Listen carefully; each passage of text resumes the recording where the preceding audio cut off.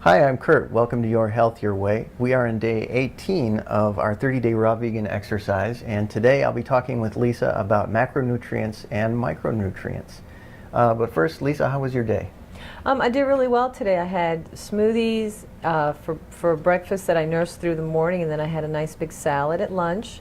And then I had a massage today, and then I came home and had some raw gourmet cacao pudding.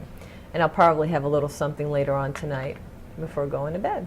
How are you doing? Great, good for you. Good for you. I'm still feeling a little bit of the residual from having nuts in the earlier days of the week. I started my day with a raw smoothie. Well, yeah, of course, a raw vegan smoothie, which is what I normally started my day with. I had a mid-morning snack of a couple of apples, and then at lunchtime another smoothie. I came home and had some dehydrated red bell pepper chips. Oh, those are so good. With some raw vegan taco dip. Now, one of the concerns that I'm experiencing is the amount of raw vegan gourmet that I'm taking in, and the nuts that are involved. We've mentioned before that we want to limit the amount of raw vegan gourmet foods because of the price, because of the nuts. They can be rough on the digestive system, that sort of thing. And I was going to try to keep that down to weekends and at a minimum. We're in the middle of the week now, and today I had raw vegan taco dip, which is a gourmet food.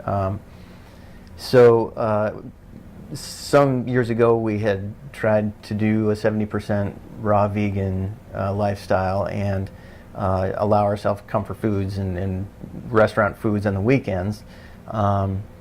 But for me, I eventually allowed that to slip into a transition during the week where I would allow myself a little comfort food, and then 2 transition days during the week, and then things kind of just fell apart from there, and I didn't maintain the goal that I had set for myself.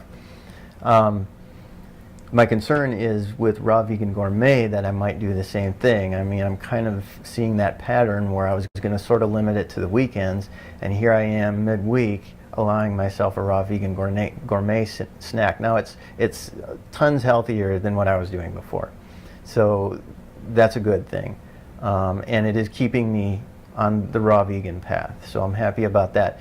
But the mental and emotional impetus behind the allowing myself a little more and a little more and a little more leads me to think that maybe there's some other issues I need to address there. So I'd like to take a look at that and try to roll back a little bit on the raw vegan gourmet before I allow myself to get out of control and just live strictly off of raw vegan gourmet foods, and I'm not eating too many raw fruits and vegetables.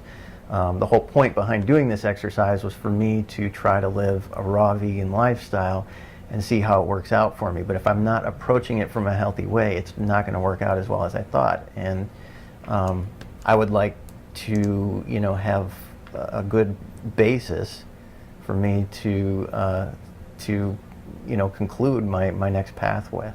So. One thing I was thinking as you were talking is maybe by adding some raw hemp seeds to your smoothies, and that might hold you over a little bit longer, and especially having salad before you come home, having salad at work, because it's salad, it's vegetables, it's a whole vegetable, and it involves a lot of chewing, so it works on the mind and it makes the digestive system work more.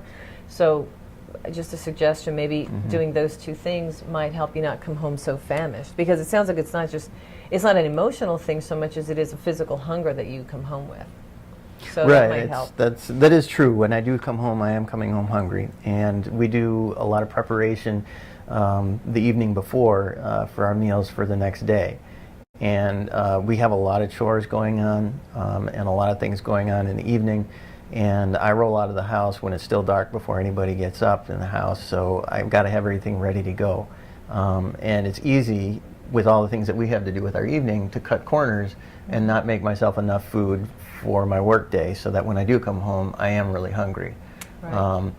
There's also the fact that in the past, when I would do a lot of snacking, was right after work. So there probably is still some mental and emotional, whatever it is, that I needed to address, or a habitual thing that I just need to address about needing to snack on comfort foods after work.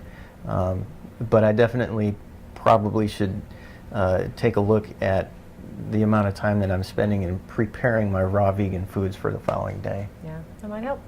So, with that in mind, let's talk about macronutrients versus micronutrients, and we'll get into them in a moment. But first, can you define what those two terms mean?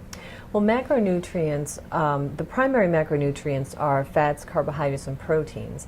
And the micronutrients are what they end up becoming in our bodies, like fatty acids, glucose, fructose, amino acids.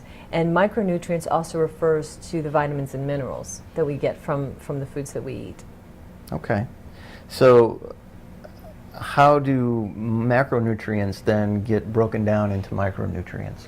Well, in order to be absorbed and assimilated by the body, fats have to be broken down into fatty acids, carbohydrates have to be broken down into glucose and fructose, and proteins, and this is the big one, proteins have to be broken down into amino acids to be used.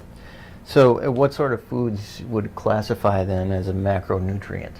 Well, let's look at fats. Cooked fats, for example, like cooked oils and animal meat fat.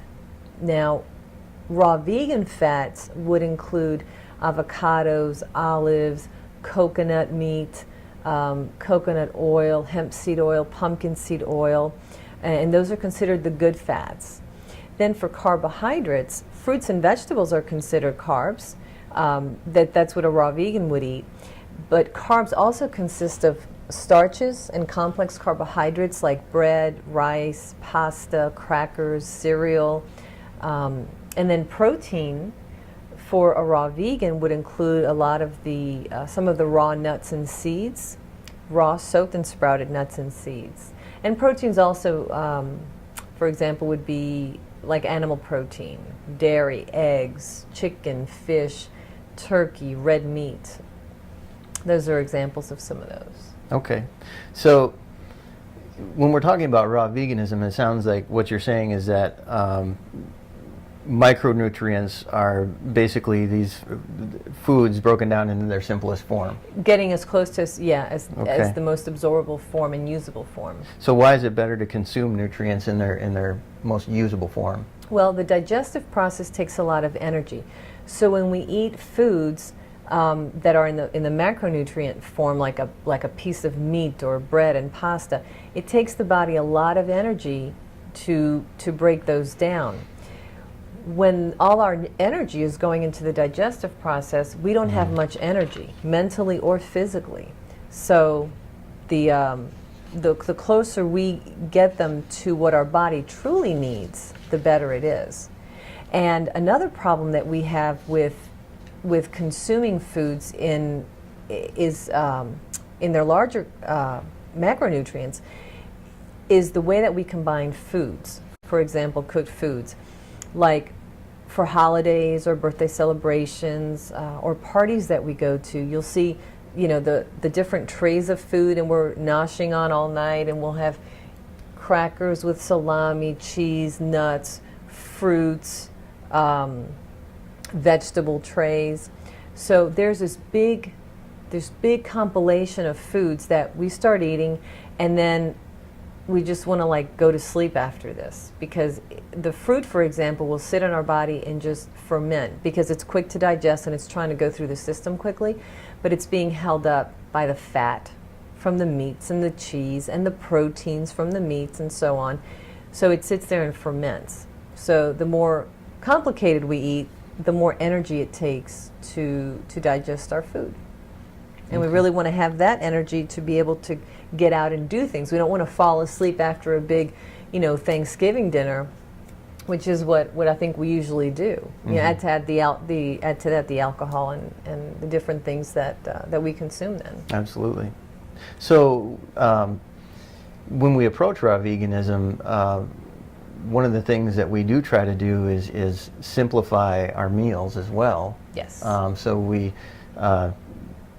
don't do a lot of food combining in an ideal raw vegan type of lifestyle, correct?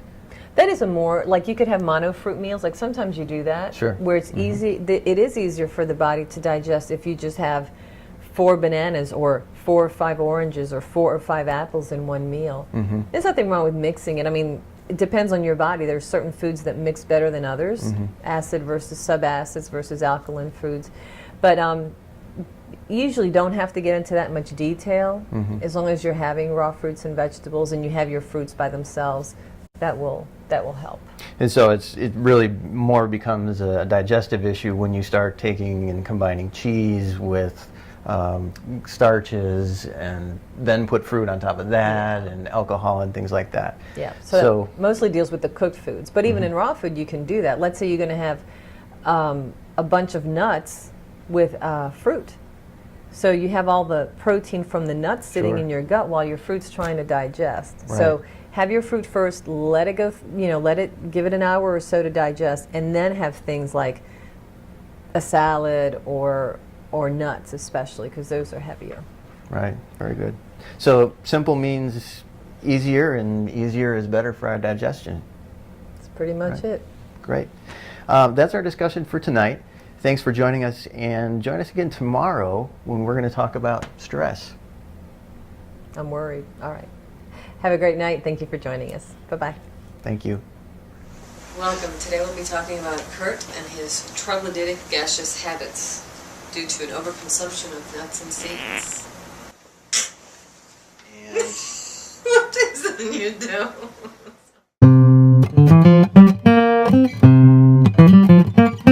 and fade out.